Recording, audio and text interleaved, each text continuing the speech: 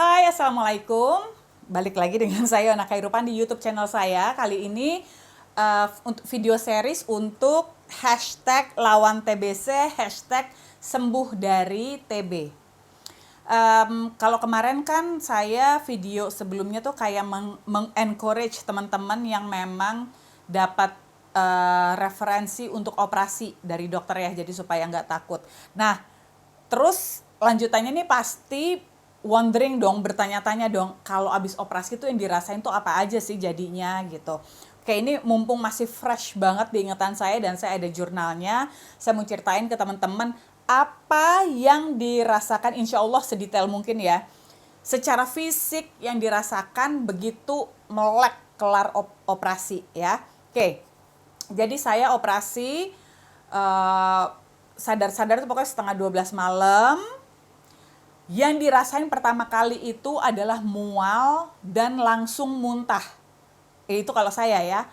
Jadi ketika melek, ketika berusaha menyadarkan diri segala macam itu kan kayak jadi ketika dimelekin itu tuh masih dalam keadaan ada selang-selang di dalam mulut kan. Jadi dibangunin dulu sama para susternya. Terus ketika kita udah sadar, kita disuruh tenang dulu karena mau disedot dulu cairan-cairan yang ngumpul di sini. Baru abis itu dilepas. Nah, pas selangnya udah dilepas itu sekitar 1 menit kemudian itu berasa mual. Mual banget.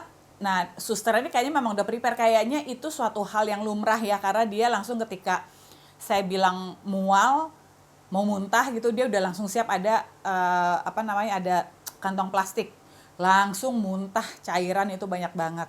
Udah terus dipanggil keluarganya untuk siap-siap nyambut pas kita keluar dari ruang ruang kala 2 ya. Lupa deh, pokoknya ruang peristirahatan sesudah operasi. Nah, di saat kita didorong menuju ke kamar rawat inap kita, itu mual. Jadi kalian jangan kaget. Kalau saya mualnya muntah-muntahnya tuh hanya di 1 jam pertama aja.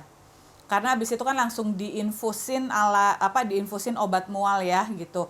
Dan itu alhamdulillah bekerja gitu. Jadi mualnya tuh nggak terlalu lama, karena kelemahan saya itu adalah mual. Saya tuh paling nggak tahan mual, itu pasti langsung bete seharian kalau misalnya mualnya seharian ya. Itu kalau saya, karena ada pasien lain yang di seberang saya itu dia muntahnya tuh hebat, itu sampai bener-bener lemes itu seharian, kayaknya 2 hari itu masih muntah-muntah terus sampai akhirnya, padahal tuh ibu itu tuh bener-bener yang gagah banget loh, karena gue sama suami tuh sempet saya agak kayak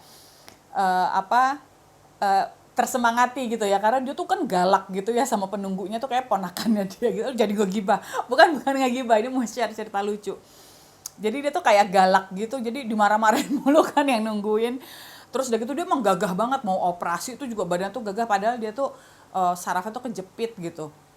Jadi di situ gue ngeliat, gila ya ibu-ibu ini kuat banget gitu. Terus pokoknya aduh gue harus bisa deh seini dia deh gitu.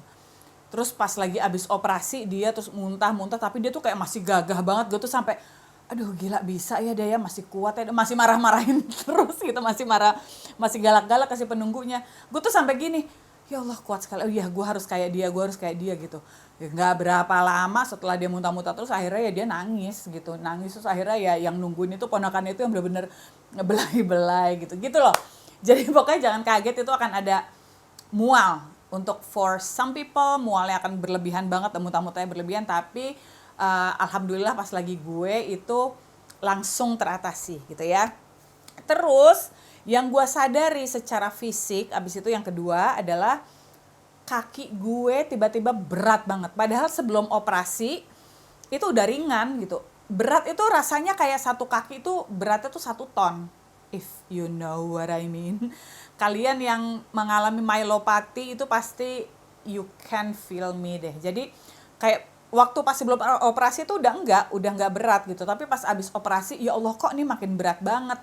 Ngangkat kaki tuh paling segini doang nih. Kelihatan gak sih ini? Paling cuman bisa segini gitu. Sedikit banget. Jadi waktu itu gue kaget sih, kayak rada agak takut. Aduh nanti ini kok ini kayak mulai dari nol lagi ya gitu. Jadi waktu pas dokter visit besok paginya, dia ngejelasin itu tuh memang gue langsung kan ditanya ada keluhan apa, terus gue tanya bilang ini kok berat banget ya dok gitu. Jadi terus dilihat coba angkat kakinya gitu. Dan itu emang bisa keangkat tuh sedikit gitu. Tapi ternyata besoknya itu pokoknya dia lama-lama berkurang tuh beratnya. Dari yang tadinya beratnya itu kayak 70 ya 1 ton gitu ya. Besokannya itu udah mulai bisa ngangkat kaki lebih tinggi lagi gitu. Jadi tiap hari itu berangsur. Tapi kalau sekarang ya masih agak berasa berat sedikit, tapi nggak berat banget kayak waktu habis operasi. Ini beratnya ya berat, cuman ya masih bisa dibawa melangkah. Terus yang ketiga adalah yang dirasakan itu karena gue di operasinya itu dari T2 ya. Kan ada tulang belakang tuh T2 tuh di sinilah nih pas di pas di tengah sini nih ya nih. Si tengah sini. Itu jadi kerasa baal itu dari bawah payudara sampai ke kaki. Itu rasa baal. Baalnya itu pas waktu habis operasi itu rasanya pokoknya 60%. Kaki kanan kiri juga baal. Tapi kalau punggung yang bekas jahitannya itu sih bisa dibilang 100% ya baalnya. Tapi yang di punggung ini lama-kelamaan itu berangsur-angsur berkurang baalnya.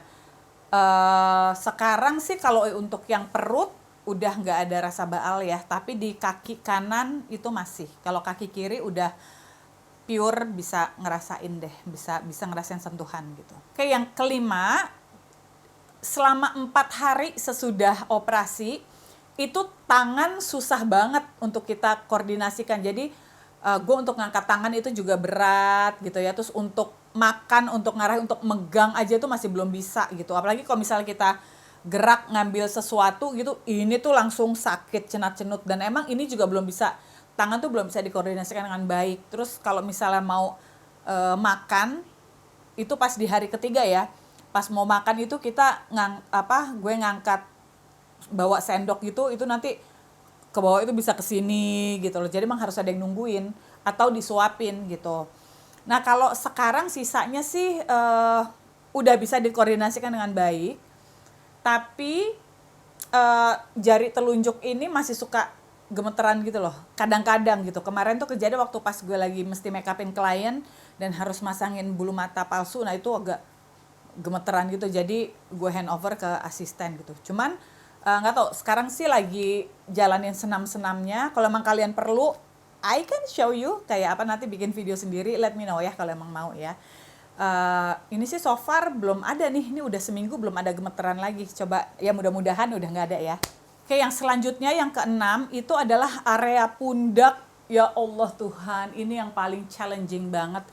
Di area pundak itu rasanya kayak disayat-sayat pakai cutter. Perih banget. Sakit. Nauzubillah min zalik. Itu sakit banget. Jadi kita mau explore gerak itu juga susah. Apalagi di hari kedua pas ke operasi udah didatengin terapis kan ke kamar ya untuk fisioterapi. Nah, itu kita harus latihan duduk, harus latihan duduk di kasur, terus duduk di pinggir kasur.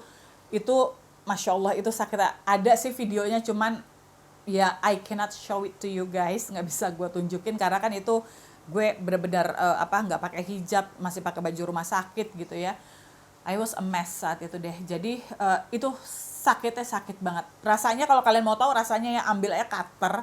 Ini kayak tiap kali kita bawa gerak itu dia berkali-kali kayak disayat-sayat kayak gitu. Itu sakitnya luar biasa banget. Dan kalau selama di rumah sakit itu masih agak aman ya, karena kan dikasih painkiller terus ya dari infus ya.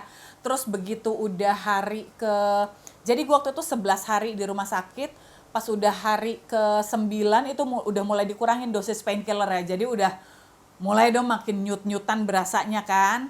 Nah, cuman akhirnya sekarang rasa sakit itu udah, yang di sini nih sakit-sakit kalau kita tiap gerak itu udah totally gone. Itu berangsur hilang setelah 3 minggu abis operasi. Berangsur hilang karena dibantu oleh fisioterapi gue.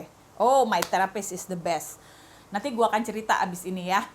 Pokoknya kalian tuh kalau mau pasca operasinya tuh berjalan mulus, kalian tuh harus punya terapis yang bagus. Dan mohon maaf, saya nggak cocok sama terapis yang dari rumah sakit PON. Jadi ambil terapis dari luar, and she is the best. Itu ngebantu progres saya tuh cepat banget. Bisa berdiri, langsung explore gerak, bisa mobilisasi sendiri di rumah, mandi, apa segala macem.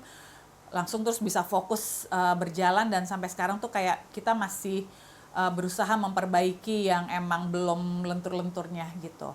Itu aja sih, singkat aja videonya. Saya cuma mau ngasih tahu kalian, ini loh yang dirasain kalau misalnya kalian agak sama kayak saya ya case-nya ya gitu. Kayak ternyata penderita TB tulang tuh cukup banyak juga gitu. Mudah-mudahan ada manfaatnya. Share to your social media supaya banyak teman-teman kita yang menderita TB tulang itu tersemangati. Sampai ketemu di video selanjutnya ya. Wassalamualaikum, goodbye.